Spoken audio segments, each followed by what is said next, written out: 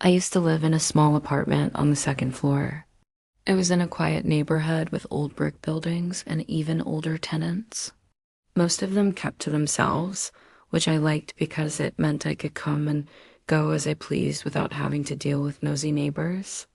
And I needed that freedom because I worked night shifts as a nurse, and I do usually get home around 3 a.m. From my very first week there, I noticed something strange. My neighbor, the one directly across from me, was always awake, no matter how late I came home. Every single time I opened my door, there was light coming from under his door. Sometimes I'd hear slow footsteps, other times the sound of a chair dragging on the floor, every night, without fail. It was like clockwork. But the thing is, I had never seen him. I'd only seen his door open twice in all the months I'd been living there, and both times it was just to get his mail. But when I did see his door open, I saw a mountain mail sitting in his entry. Letters, magazines, catalogs, junk. It was clear he wasn't going out much. In fact, I started to wonder if he was even alive. The weird part is the mail piled up more and more each day, yet none of it was ever removed. It was like he was deliberately ignoring it. I don't know why, but that detail always bothered me. I mean, who doesn't check their mail? One night, something was different. I was coming back later than usual, around 4 a.m., and his door was slightly open.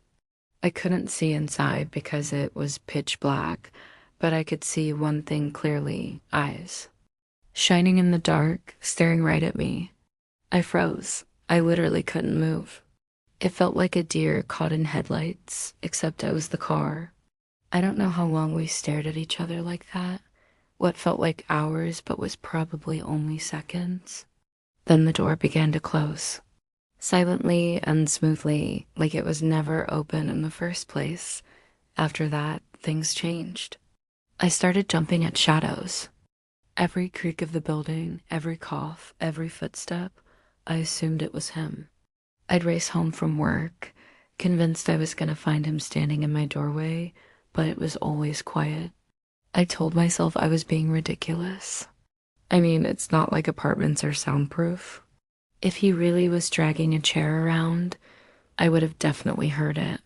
I tried to convince myself I imagined it all. Maybe I was tired. Maybe I'd been working too many overtime shifts. Maybe I was going crazy. Then one day I found this note slipped under my door. It was written in sloppy handwriting. I don't know his name. I've never spoken to him, but somehow the note was addressed to me. It said, "You should keep your door locked after dark." I was shocked. Who is this guy? Why was he writing me notes? Was he trying to scare me? Had I done something wrong? I reread the note over and over, trying to think of any logical explanation. Maybe someone broke into his apartment and now he thought I was involved. Maybe he thought I was the culprit behind all the missing mail. But then I realized there was another possibility, a scary one. Maybe he wasn't human. I tried to shake off the thought. It sounded insane.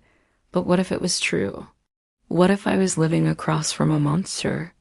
I don't know why, but that idea both terrified me and fascinated me.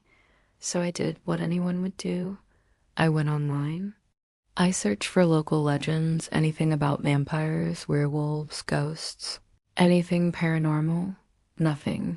The only things I turned up were boring things like missing persons reports and unsolved murders, none of which matched the description of my neighbor. But I still didn't feel safe. So I started taking precautions. I locked my doors, even during the day. I got a big dog. I installed motion sensor lights outside my window. I checked my windows every night before bed to make sure they were locked. And even then, I slept with a knife under my pillow. I know it sounds extreme, but I was desperate. I mean, I've lived in plenty of cities and neighborhoods, but this one felt different. Like there was something lurking in the shadows, something evil that was patient, something that was waiting. One afternoon, a few months after the incident, I came home and found another note on my door. This one was longer and more detailed. It read, "We're moving soon. Don't worry. You won't be hearing from me again." I was confused. Was he talking in riddles? Was he threatening me? Was he admitting to being a serial killer? Then it hit me. He wasn't talking about me. He was talking about his mail. I finally realized what I'd known all along.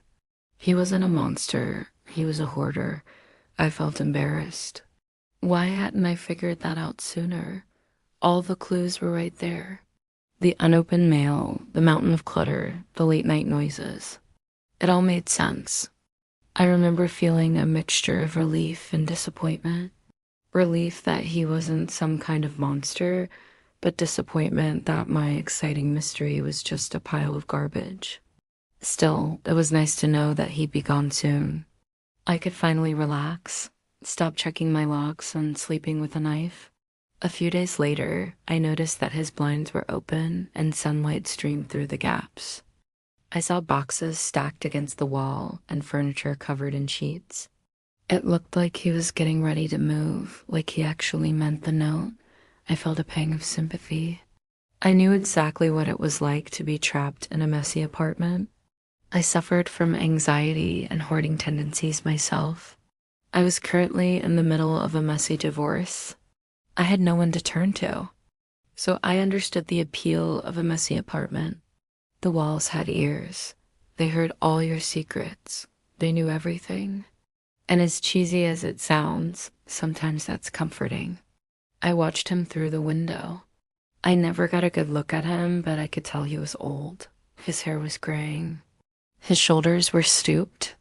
He was bent over a box, carefully wrapping something inside.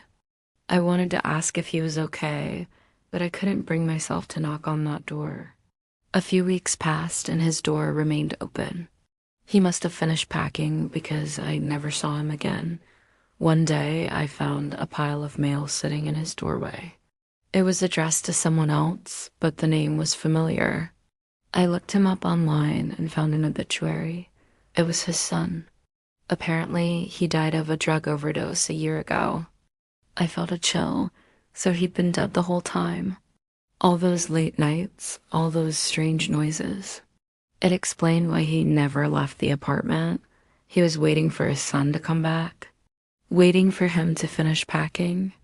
Even now, years later, I still can't get past the image of that door, opening so slowly, creaking open just enough to reveal eyes staring blankly ahead, eyes that belonged to a father mourning the loss of his dead son. That's all for now. See you next time.